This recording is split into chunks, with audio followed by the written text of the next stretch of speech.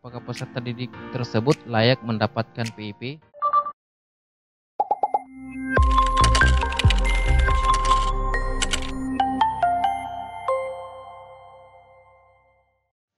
Assalamualaikum teman-teman, Bapak Ibu, dan salam sejahtera untuk kita semua. Semoga hari ini beraktivitas dalam kondisi fit dan sehat di masa pandemi ini. Oke, baik. Nah, di video kali ini Bapak Ibu, teman-teman, saya membahas tentang program Indonesia Pintar atau PIP.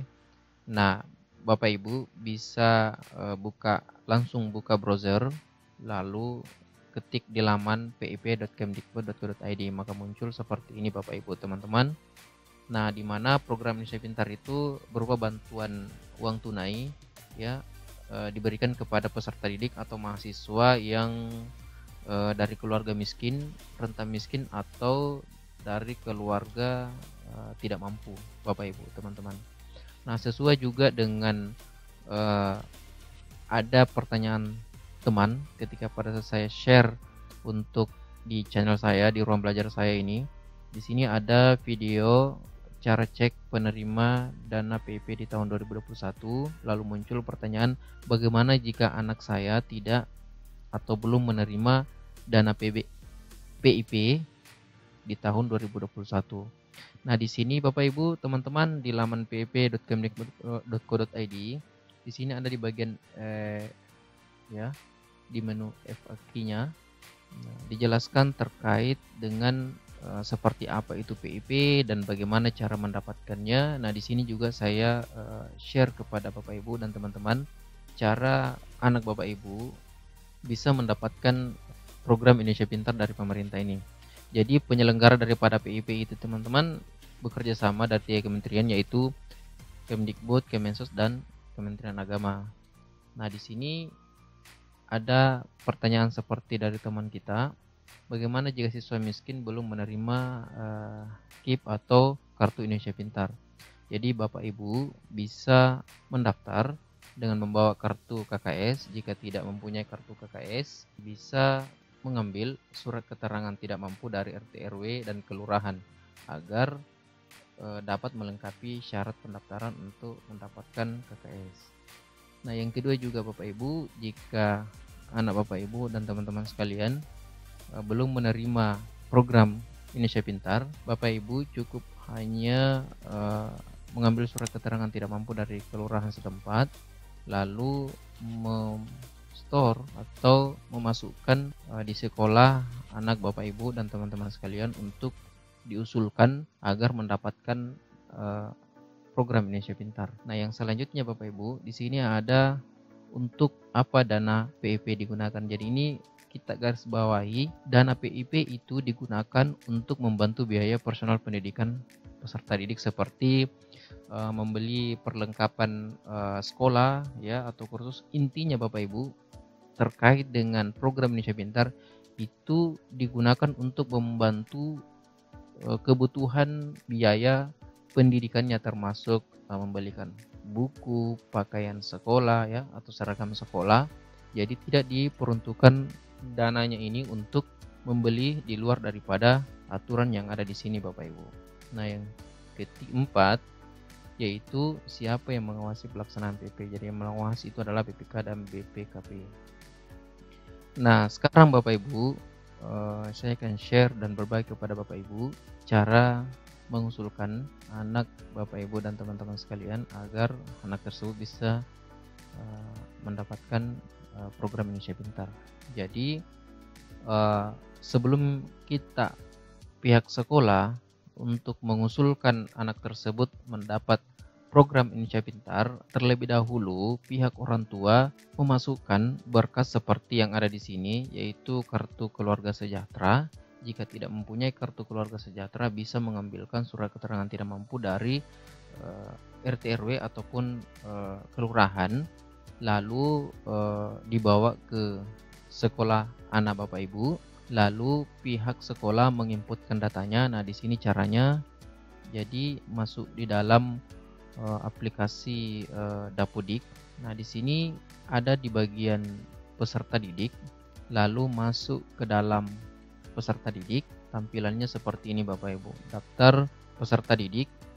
Nah, setelah itu cari nama peserta didik yang kita akan usulkan layak mendapatkan PIP, Bapak Ibu, teman-teman sekalian. Nah, anggaplah contoh di sini saya klik nama peserta didik tersebut. Setelah itu klik ubah. Nah, di sini muncul edit peserta didik, Bapak Ibu ya, teman-teman sekalian. Nah, silahkan scroll ke bawah. Di bagian ini Bapak Ibu, di sini ada tertulis jelas penerima KPS atau PKH. Nah, di sini program keluarga harapan atau keluarga prasejahtera. Jika dia masuk kategori KPS atau PKH, silahkan dicentang iya Bapak Ibu. Jika tidak, nah, klik tidak.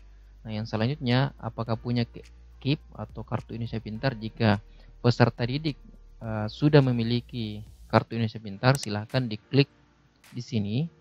Ya, jadi Bapak Ibu juga dan teman-teman sekalian, jika mempunyai kartu Indonesia Pintar anak tersebut atau peserta didik, silahkan dimasukkan juga ke dalam atau di store di sekolah anak Bapak Ibu, sehingga operator bisa menginputkan datanya. Nah, selanjutnya jika punya KIP, di sini ada muncul alasan menolak PIP. Nah, di sini Bapak Ibu, jika kita ingin menolak, nah, dilarang Pemda karena menerima bantuan serupa dan menolak juga, dan ini sudah mampu. Jadi jika peserta didiknya sudah mampu, bisa klik sudah mampu seperti ini Bapak Ibu.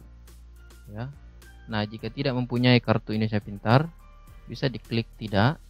Nah, maka secara otomatis di sini hilang combo boxnya.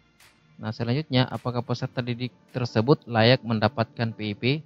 Nah, di sini Bapak Ibu, jika sesuai dengan persyaratan Bapak Ibu teman-teman yang dibawakan ke sekolah tadi, maka bisa dicentang di sini Bapak Ibu.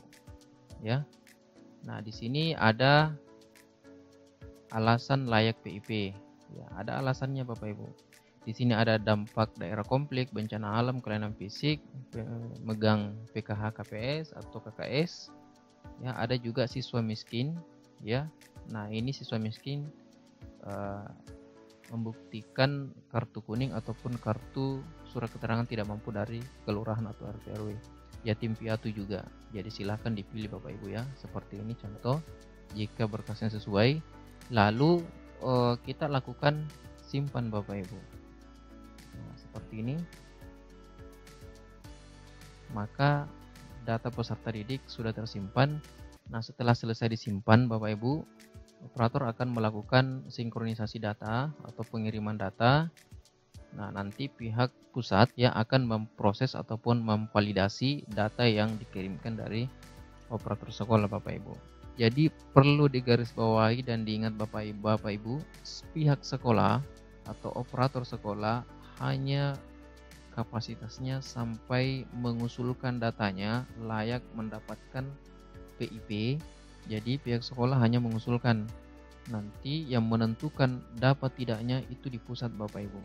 Nah, untuk lama waktunya atau mendapatkan PIP ini tergantung sesuai dengan tahapnya Bapak Ibu. Jadi ada tahap 1 sampai sekian. Dari beberapa tahap itu dibagi apakah kita mendapatkan tahap 1, tahap 2. Nah, nanti setelah dapat informasinya melalui aplikasi, nanti pihak sekolah akan menyampaikan ke orang tua siswa bahwasanya anak tersebut mendapatkan program Indonesia Pintar.